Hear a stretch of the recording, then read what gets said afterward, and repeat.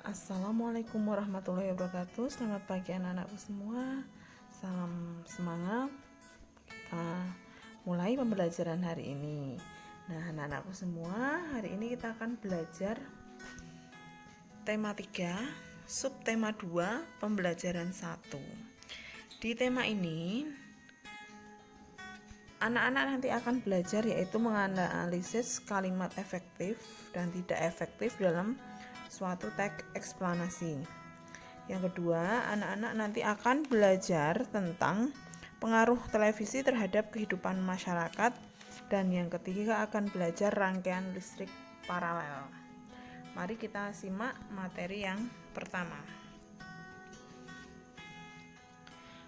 Subtema 2, penemuan dan manfaatnya pembelajaran 1. Perkembangan kehidupan masyarakat tentunya banyak dipengaruhi oleh beragam penemuan, seperti penemuan televisi yang kemudian mampu mengubah peradaban dunia. Nah, anak-anakku semua, di materi sebelumnya di tema 2 kita sudah pernah belajar tentang kalimat efektif. Mari kita mengingat lagi apa itu kalimat efektif. Nah, kalimat efektif adalah kalimat yang disusun dengan memperhatikan pedoman umum ejaan bahasa Indonesia. Nah, dalam menuliskan kalimat efektif, kamu juga perlu memperhatikan penggunaan kata baku. Jadi, apa sih penggunaan kalimat efektif yang baik dan benar itu dapat mempermudah pembaca itu memahami informasi yang terkandung dalam teks, yang terutama nanti kita akan bahas yaitu teks eksplanasi. Nah, berikut contoh kalimat efektif dan tidak efektif. Nah, anak-anak bisa lihat dari yang Ibu berikan contohnya ini. Dari yang pertama, contoh tidak efektif dulu. Para siswa dan siswi dimohon untuk segera masuk ke dalam kelas. Nah, itu yang tidak efektif. Karena apa?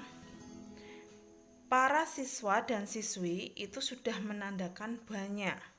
Jadi tidak usah diulang para siswa dan siswi. Cukup menggunakan para siswa dimohon untuk segera masuk ke dalam kelas. Ya. Seperti itu. Jadi tidak usah para siswa dan siswi, tapi dihilangi salah satunya. Kalimat yang kedua. Gitar adalah merupakan alat musik kesukaannya.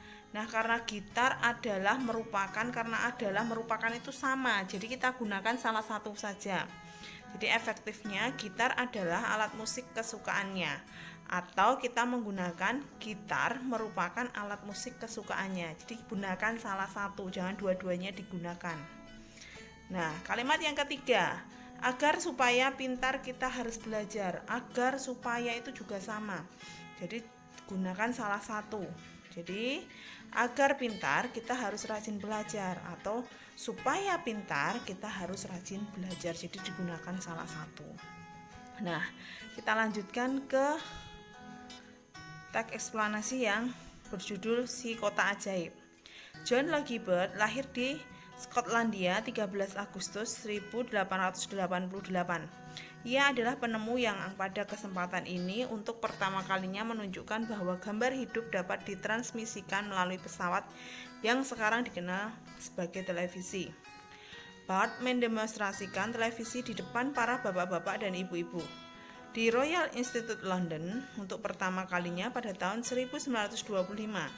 Seiring dengan perkembangan teknologi, lalu televisi kemudian terus berkembang hingga menjadi semakin canggih seperti saat ini. Prinsip kerja televisi secara umum adalah mengubah sinyal elektronik dan magnetik menjadi gambar dan suara. Sinyal tersebut berupa gelombang elektromagnetik, yaitu gelombang yang terdiri atas medan magnet dan medan listrik. Gelombang elektromagnet dapat merambat, dipantulkan, dan dibiaskan tanpa media perantara. Gambar yang kita lihat di layar televisi adalah hasil produksi dari sebuah kamera. Pada awalnya, objek gambar yang ditangkap kamera akan diubah menjadi sinyal gelombang elektromagnetik. Sinyal tersebut akan ditransmisikan oleh pemancar ke pesawat pada televisi. Nah, pesawat televisi akan mengubah sinyal yang diterima menjadi objek gambar yang utuh sesuai dengan objek yang ditransmisikan dalam bentuk hitam, putih, atau berwarna. Jadi, televisi adalah sebuah media telekomunikasi yang berfungsi sebagai penerima siaran gambar yang bergerak beserta suara. Kata televisi merupakan gabungan dari bahasa Yunani tele artinya jauh dan bahasa Latin visio artinya penglihatan. Sehingga televisi dapat diartikan sebagai alat komunikasi jarak jauh yang menggunakan media visual penglihatan. Penemuan televisi juga dikategorikan sebagai penemuan besar yang mengubah peradaban dunia. Nah, ini adalah teks eksplanasi tentang televisi. Kita lanjutkan materi selanjutnya. Televisi adalah salah satu penemuan yang sangat penting. Ayo, kita bahas lebih lanjut tentang pengaruh televisi terhadap kehidupan masyarakat Indonesia. Nah, anak-anakku semua, karena televisi itu punya pengaruh besar ya. Karena dulu masyarakat itu belum banyak yang mempunyai televisi. Nah, sekarang semakin perkembangan zaman modernisasi ini tadi menyebabkan pengaruh televisi itu semakin banyak. Nah, ini pengaruh positifnya sebagai sarana hiburan. Yang kedua, sarana penyebaran budaya. Ketiga, media untuk aksi sosial masyarakat, contohnya untuk kalau ada bencana ya kita terus menyumbang dan sebagainya, itu aksi sosial namanya.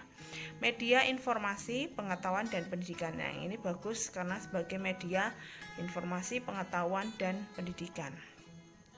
Tetapi televisi itu punya dampak negatif ya, memengaruhi rusaknya moral dan budaya masyarakat. Jadi kalau kita tidak bisa menyaring ya budaya-budaya yang dari luar yang bersifat negatif, nah itu sangat memengaruhi budaya masyarakat kita.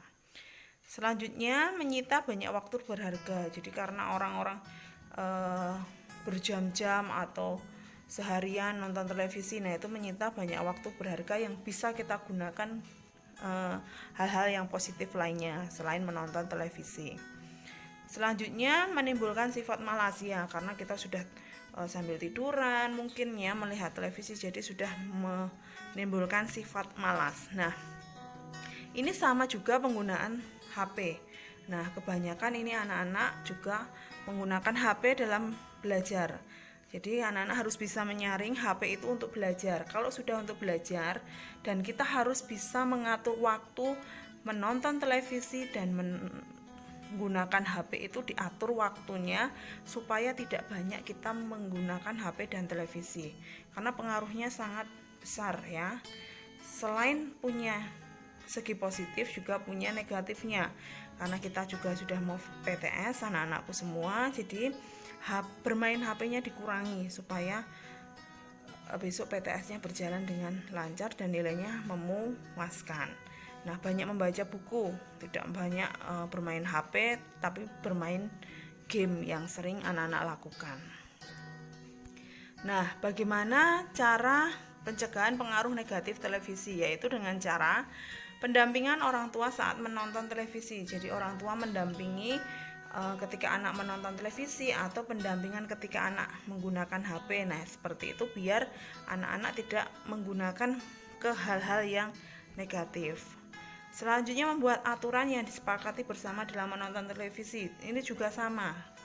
HP, televisi dibuat aturan. Jam sekian sampai jam sekian itu waktunya nonton TV atau waktunya belajar menggunakan HP. Setelah itu waktunya istirahat, waktunya membantu orang tua dan sebagainya diatur sendiri-sendiri. Menyaring program televisi dengan memilih acara yang mengandung nilai positif. Nah, ini bagus sekali. Kamu harus anak-anak bisa menyaring informasi ya, yang positif diambil, yang negatif dibuang. Karena ini banyak pengaruh-pengaruh negatif yang anak-anak terima, tapi anak-anak belum bisa menyaringnya. Jadi ibu mohon kalian bisa menyaring pengaruh positif yang diambil, pengaruh negatif yang dibuang. Selanjutnya, materi yang ketiga. Seperti halnya televisi yang menggunakan sumber energi listrik, lampu-lampu rumah di rumah kalian juga menggunakan energi listrik. Sekarang kamu akan kembali menemukan cara membuat rangkaian paralel lampu sederhana menggunakan energi baterai.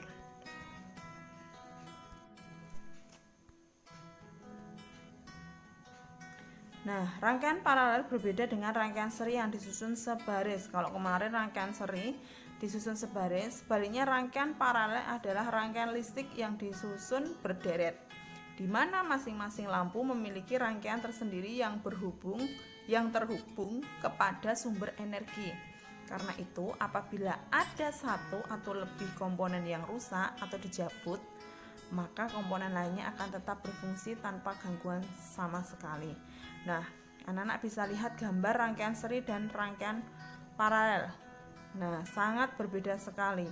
Kalau rangkaian seri, kita matikan salah satu, semuanya ikut mati. Tapi kalau rangkaian paralel, kita matikan satu, yang satu bisa hidup. Contohnya, yang lampu kuning yang di rangkaian paralel itu, ya. Coba Nana lihat rangkaian paralel yang ada di lampu kuning yang bagian bawah. Nah, yang bagian bawah itu ibu padamkan. Artinya kalau padam berarti mati. Tapi lampu yang atasnya tidak ikut mati karena masih terhubung oleh baterai dan saklar. Makanya lampunya tetap hidup seperti itu. Oke, jadi rangkaian paralel itu dapat digunakan pada rangkaian listrik di rumah-rumah. Ketika salah satu lampu di ruangan rumahmu padam itu mati nggih. Lampu-lampu yang lain tidak akan ikut padam. Rangkaian paralel itu juga dimanfaatkan pada lampu lalu lintas. Nah, itu juga bisa. Jadi pada rangkaian paralel tersebut setiap lampu itu mendapat tegangan listrik yang sama sehingga terang semua lampunya. Lampunya juga terang semua. Seperti itu, beda dengan rangkaian seri kemarin.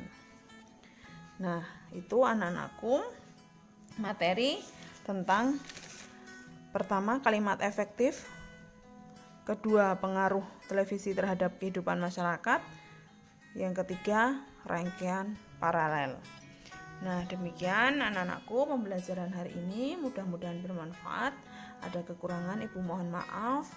Tetap semangat, banyak membaca, kurangin menonton HP-nya supaya anak-anak biar konsentrasi belajarnya. Terima kasih. Wassalamualaikum warahmatullahi wabarakatuh.